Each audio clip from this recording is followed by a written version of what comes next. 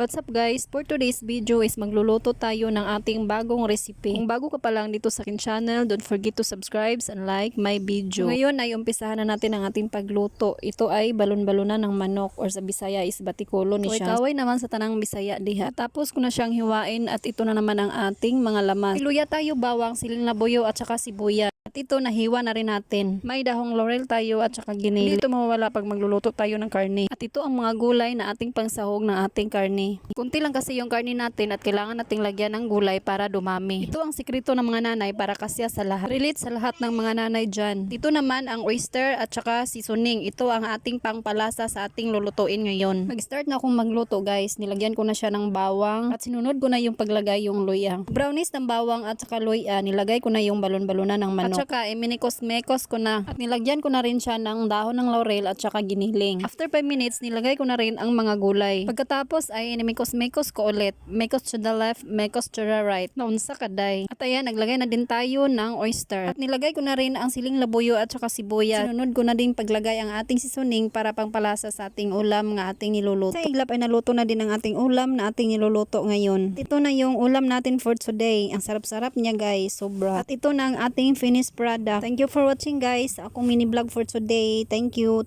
Bye-bye. God bless. Love you all. See you on my next vlog. Babush.